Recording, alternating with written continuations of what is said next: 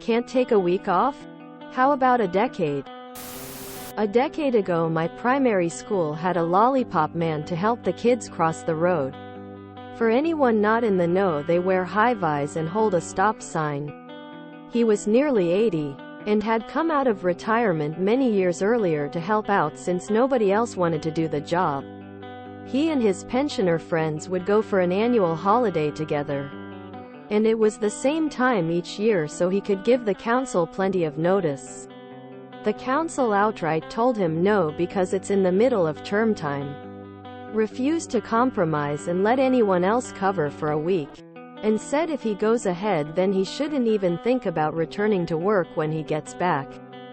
Well, they overestimated how much he wanted that job. He went on his holiday, didn't come back to work. And that stick up the council's ass meant that instead of being without a lollipop man for a week, they've been without ever since. Lesson: don't piss off the old. They are close to ultimate retirement and really don't care if you like it. Tears of joy.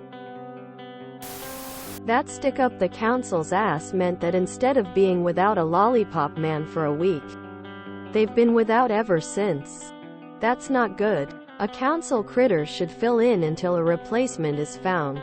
Doubt it would take long then. In the US, the lollipop man is also near schools. But he's in a white van with a whole different vibe. School crossing patrol warden. My mother was one. On and off. For 25 years. She started showing the third generation of children across the road before she retired.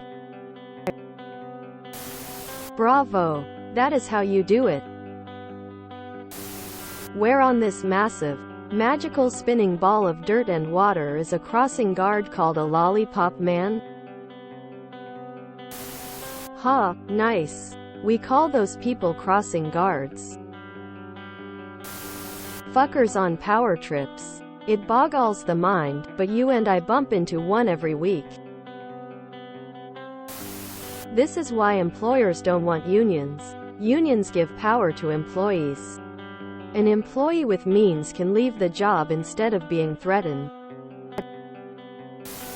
Sometimes people like those in the council can be so unreasonable or believe that they can abuse of the people perceived need to try to abuse them. This is the most aggressively British thing I've ever heard. Your lollipop man was off for a bit. Kids don't know how to cross roads there. Never heard a crossing guard called a lollipop man rolling on the floor laughing. If no kids have died or been hurt in an accident, you have to ask if that job was actually needed. He's saved the council some money. Why are you calling the crossing guard a lollipop man? Good for our anti-work. Great story, but it's missing any fallout. Told me you are an Australian without telling me you are an Australian.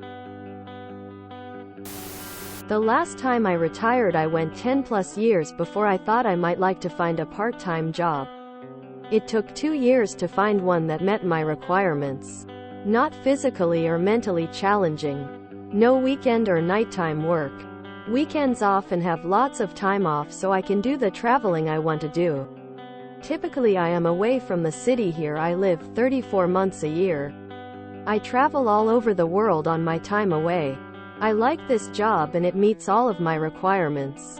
There are jobs out there for every need. You just have to be patient.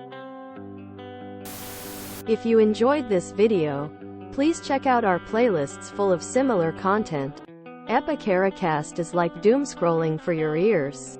Please like, share, and subscribe.